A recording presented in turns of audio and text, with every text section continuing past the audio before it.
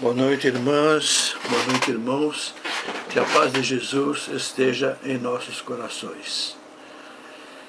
Estamos então reiniciando as nossas palestras, desta vez através dos recursos da internet. Então, para iniciar nosso trabalho, vamos então fazer a nossa prece, a prece que marcará o início do nosso trabalho de hoje. Elevemos nosso pensamento ao alto, expandindo as nossas auras, a fim de que possamos então formar somente um bloco de luz e vamos então nos dirigindo a Jesus. Mestre amigo, tu que nos legaste os ensinamentos de luz que iluminam a nossa jornada evolutiva. Mais uma vez estamos aqui reunidos em teu nome para a tarefa redentora que vai então nos conduzir aos cimos espirituais. Sabemos das dificuldades dos nossos recursos. Nossas mentes e os nossos corações se integram num só bloco de luz, te pedindo que abençoe os nossos propósitos, para que nosso ambiente se torne um campo fértil, onde vamos depositar as sementes do teu evangelho de luz, procurando converter as dificuldades em santos estímulos. Rogamos, pois, a tua assistência, iluminando nossa mente e o nosso coração, para que a nossa palavra seja o estímulo para as buscas dos tesouros da paz, do amor, da fraternidade, e que nos envie os teus mensageiros, assegurando dessa forma que nossas ações sejam construtivas. E desde já estamos reunindo e nutrindo nossos pensamentos de gratidão para a assistência que já estivemos recebendo desde antes de aqui chegarmos. Obrigado, Senhor. Nosso tema desta noite foi extraído do livro Palavras de Vida Eterna, livro de Emmanuel, psicografado por Francisco Cândido Xavier. É o capítulo 8, chama-se Vida e Posse. O texto. O que possuímos realmente? Casa, carro, telefone, família, amigos. Será que possuímos realmente? Porque afinal, temos que trabalhar tanto. Por que temos que trabalhar tanto para conquistar esses bens materiais, quando não podemos levá-los no retorno ao plano espiritual? Não podemos, eles ficam. Vejamos o texto de Mateus, capítulo citado no cabeçalho dessa mensagem. Mateus capítulo 6, 25. Palavra de Jesus na continuação do Sermão da Montanha. O Sermão da Montanha é o capítulo 5. Esse é o capítulo 6, é a continuação. Palavras de Jesus. Portanto, eu digo, não se preocupem com a própria vida, quanto ao que comer ou beber, nem com o seu próprio corpo, quanto ao se vestir. Não é a vida mais importante que a comida, e o corpo mais importante que a roupa? Observem as aves do céu. Não semeiam, nem colhem, nem armazenam em celeiros. Contudo, o Pai Celestial as alimenta. Não têm vocês muito mais valor do que elas? Quem de vocês, por mais que se preocupe, pode acrescentar uma hora sequer na sua vida? Por que vocês se preocupam tanto com roupas? Vejam como crescem os lírios do campo. Eles não trabalham, nem tecem. Contudo, eu digo que nem Salomão, em todo o seu esplendor, vestiu-se como um deles. Se Deus veste assim a erva do campo, que hoje existe e amanhã é lançada ao fogo, não vestirá muito mais a vocês, homens de pequena fé. Portanto, não se preocupem dizendo que vamos comer, que vamos beber ou que vamos vestir. Pois os pagãos que correm atrás dessas coisas, mas o Pai Celestial sabe que vocês precisam delas. Busquem, pois, em primeiro lugar, o reino de Deus e a sua justiça, e todas as coisas serão acrescentadas a vocês. Portanto, não se preocupem com o amanhã, pois o amanhã terá suas próprias preocupações. Basta a cada dia o seu próprio mal. Palavras no Evangelho, no Novo Testamento. Mas esta mensagem não deve nos conduzir à inércia. Só pensamos que Deus resolve tudo. Porém, estamos encorajados às nossas conquistas com um trabalho honesto, porque o trabalho nos faz melhor do que ele que nos preparamos para o reino de Deus. É com o trabalho que nos preparamos para o reino de Deus. Jesus nos alerta para não cairmos nas teias das ilusões. Ilusões. Quais são as ilusões nossas? Dinheiro é uma ilusão? Pode ser. Dinheiro pode proporcionar a felicidade ou armadilhas. A fortuna pode ser uma ilusão, pensando que ele por si só pode nos ofertar toda a felicidade. Se for assim, não haveria tantos ricos infelizes. Como realidade, o dinheiro pode ser realidade, quando temos sabedoria para administrá-lo e aproveitá-lo na sustentação de obras assistenciais, nas atividades educacionais, artísticas e até mesmo atividades religiosas. Ilusão da posição social. Também é uma ilusão. Pode promover truculência, tirania, humilhação e exploração dos mais fracos. Como realidade, pode proporcionar oportunidade de liderança pela influência, através de bons exemplos, influenciando as pessoas de nosso entorno com respeito e justiça e aprimoramento social, profissional e até religioso. Ilusão da fama. Muitas pessoas desejam ser famosas, serem populares. Artistas precisam de fama. Muitas pessoas precisam, mas muitas pessoas desejam a fama pensando que é uma felicidade. Mas a fama pode produzir arrogância, vaidade e também perda da liberdade, pois o assédio de fãs e da imprensa se torna incômodo.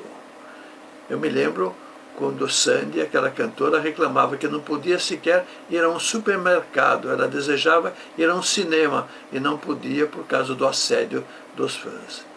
E também pode sofrer exploração na ânsia de manter-se em evidência. Como realidade, pode dar exemplo de boa conduta, educando aqueles que são seus admiradores e queiram imitar suas ações. Temos exemplos de famosos atletas, artistas e empresários que sustentam instituições assistenciais. Ilusão da profissão. Profissão pode ser também uma ilusão? Pode ser uma ilusão a profissão? Pode. Se mal escolhida, produz a infelicidade. Muitas vezes escolhem a profissão pelas promessas de grandes ganhos financeiros, desprezando as suas verdadeiras vocações. Como realidade, profissão é a oportunidade de realização pessoal, onde pode obter aceitação e reconhecimento. Além disso, quando vocacionados, temos natural dedicação ao trabalho e o aperfeiçoamento, progredindo intelectualmente. A ilusão do conhecimento. Conhecimento também pode ser ilusão? Depende. Pode nos levar à arrogância, se julgamos assim donos de todo o saber, e nada mais temos que aprender. Não ouvimos as pessoas, não damos atenção às pessoas, não valorizamos o que as pessoas dizem para nós. Como realidade, pode abrir a nossa mente para os caminhos da espiritualidade. Quanto mais sabemos, mais entendemos dos rituais da vida física e da vida espiritual. A ilusão do casamento. O casamento pode ser uma ilusão? Pode. Se mal compreendido, produzirá o mal. Pensando somente na festa, nos prazeres, pode conduzir à decepção.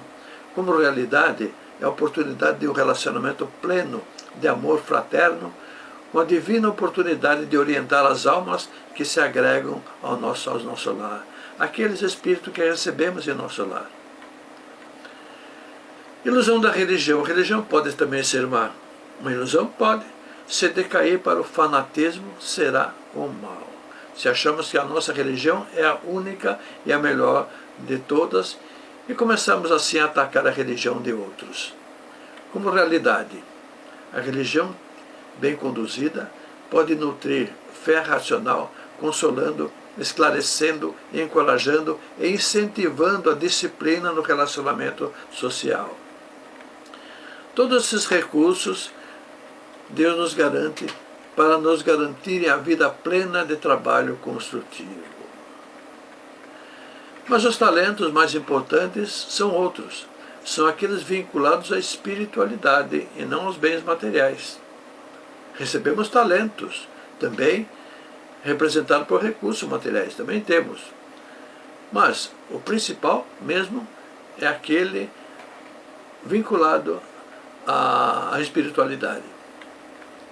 Quando levamos nossos filhos à escola, lhes damos cadernos, livros, canetas, uniforme e atualmente até calculadora, celular. Não estamos esperando que ele nos devolva esses bens multiplicados. Não é isso, não. O que desejamos é que ele multiplique seus conhecimentos e sua educação social e cívica. Recursos ele não tem que devolver somente os talentos. Dessa forma, os talentos que Deus espera que multipliquemos são os valores espirituais. Parábola dos talentos. Todo mundo se lembra das palavras dos talentos, mas vamos falar da parábola dos talentos, que é muito interessante. Um senhor muito rico, desejando viajar e precisando ausentar-se por muito tempo de sua terra e de seus negócios, então chamou seus 3 principais servos. Ao primeiro, ele concedeu 5 talentos. Ao segundo, 2 talentos. E ao terceiro, 1 talento apenas. Lembrando que talentos não são umas moedinhas, não.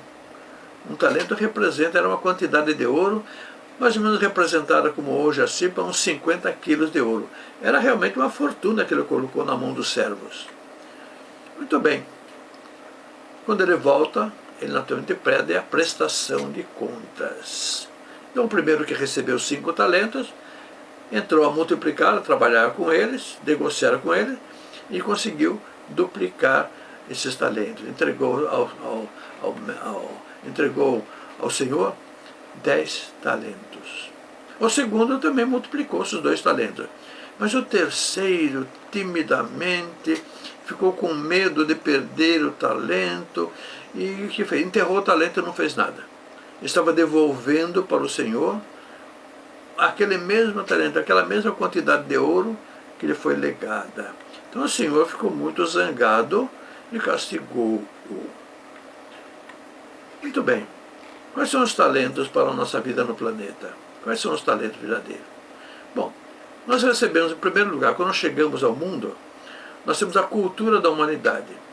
Tudo aquilo que já foi descoberto, tudo aquilo que já foi desenvolvido, nós recebemos, principalmente recebemos na família. Recebemos as primeiras informações. Somos assim preparados para a vida na família. Ganhamos discernimento, isso é capacidade de avaliar caminhos. Conhecimentos, são eles que nos apoiam em nossas realizações. Como dissemos ainda há pouco, esses primeiros conhecimentos é a família que nos oferta. Crença. É impossível iniciar uma jornada sem acreditar que nos leva ao êxito. Temos que acreditar naquilo que estamos fazendo. Temos que ter uma perspectiva de ganho naquilo que estamos fazendo. Recursos materiais. Nós, alguns recursos recebemos sim. Na família, a família nos lega alguns recursos, nos permite realizações. Comunicação. Pela palavra podemos veicular nosso pensamento. Livre-arbítrio é o maior poder. Por ele podemos escolher os nossos caminhos. Deus nos dá o poder da escolha. Vocação, potencial para o desenvolvimento. Temos que estar atento à nossa vocação, para o que nós temos facilidade de fazer, o que gostamos realmente de fazer. É o que muitas vezes promove os nossos desejos, os nossos sonhos, os nossos planos. Vocação é muito importante, não podemos de forma alguma desprezar a nossa vocação. Inteligência. Temos inteligência que Deus nos legou. Por ela planejamos nossa vida e também criamos recursos materiais, também recursos espirituais. Mas os talentos espirituais multiplicar, quais são? Dizem assim, na vida nada se leva. Dizem que na vida nada se leva. Claro que se leva. E se leva o principal. Se leva os talentos espirituais que recebemos para multiplicar. Encarnamos com a consciência da responsabilidade de desenvolver intelecto e senso moral. Recebemos isso ao encarnar num formato de potencial, num formato que somente para desenvolvermos com a nossa vontade. É um formato de semente. Em nós é plantada uma semente para desenvolvermos com a nossa boa vontade. São nossas virtudes, tais como humildade, desapego, aceitação e fraternidade. Lembram-se da parábola do semeador? Vamos lembrar da parábola do semeador. O semeador saiu a semear. Algumas sementes caíram na beira da estrada, foram pisadas, e depois então vieram as aves do céu e comeram as sementes. Então elas não produziram. A segunda caiu entre os pedregulhos. Ora, entre pedregulhos, a semente, ela começou a brotar. Mas, como não havia altura de terra, não havia profundidade, o sol veio e as queimou. Outras caíram sobre um terreno onde havia espinheiros. Elas naturalmente brotaram, começaram a crescer, porém, os espinhadeiros, aquela erva daninha, cresceu muito mais depressa e sufocou a planta.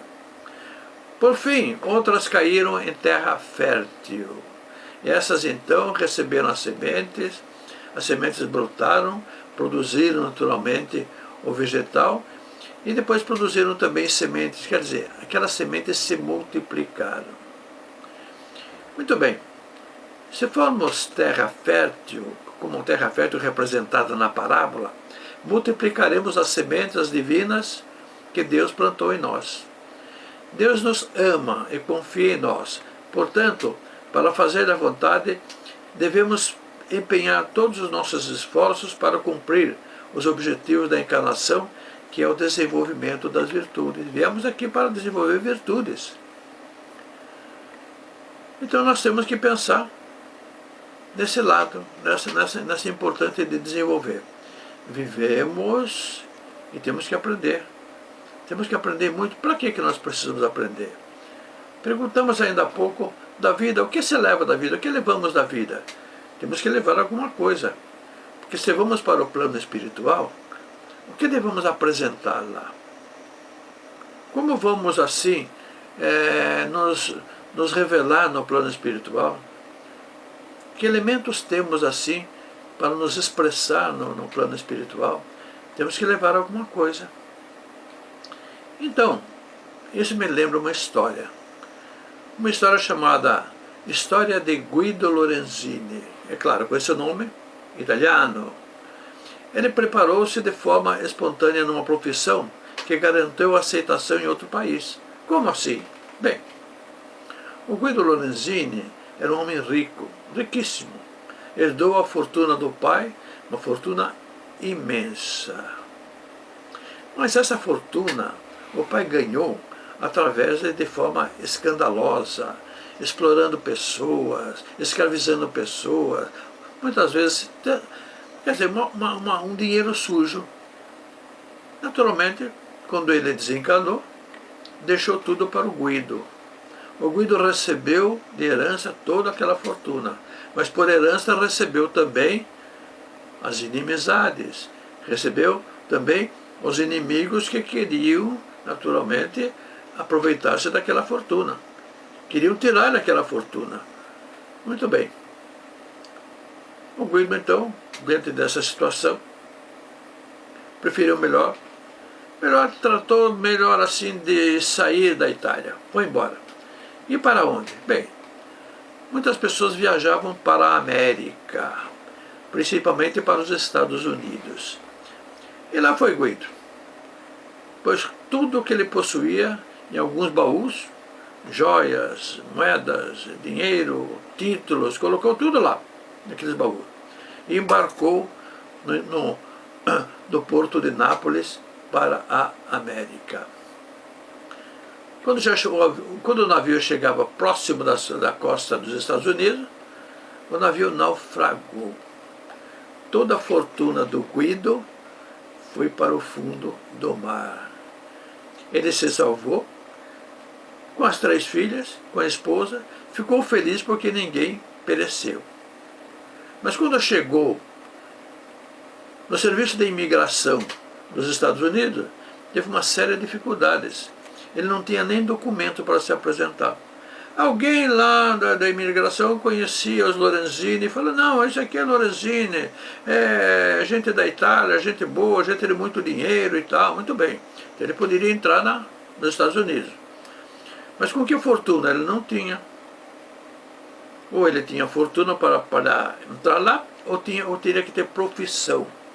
Bom, aí chegou na hora H, nas entrevistas, ele diz: mas eu tenho profissão. Então o funcionário falou: mas que profissão você tem? Você só sabe contar dinheiro, você é muito rico. Ele falou: não, eu tenho profissão. E qual é a sua profissão? Eu sou ferreiro. Ferreiro? Até a esposa dele estranhou, um Guido ferreiro. Muito bem, se você diz que é ferreiro, você pode provar que é ferreiro? Posso provar sim. Me leva numa ferraria. Havia uma ferraria próxima, lá foi o Guido. Bom, do modo que ele escolheu o carvão, o ferro, e começou a trabalhar na forja, já perceberam que ele era do ramo, que ele era bom naquilo. Fez uma ferradura linda, perfeita, e fez também um trabalho muito técnico das ferrarias, que é fazer o aro de uma carroça. Ele fez tão bem aquele aro, ficou excelente aquele aro. Aí então, naturalmente, ele foi aceito. A esposa pergunta: mas onde é que você aprendeu essa profissão?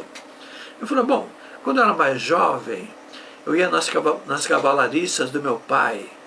Eu ia lá nas forjas, gostava do trabalho deles e aprendi a trabalhar na forja. Foi ali que eu aprendi. Então agora eu precisei aqui dessa profissão e apresentei aqui a minha arte nesse ramo. Então ele foi aceito nos Estados Unidos. Bom, como era homem assim de dinheiro, sabia trabalhar com dinheiro, sabia negociar, bem depressa ele já tinha a ferraria dele. Primeiro ele entrou como empregado. Depois então ele já tinha a ferraria dele. E mais adiante então, apresentava-se no estado de Nova York as famosas Metalúrgica Lorenzini. Ele voltou a ser rico novamente no Novo Mundo.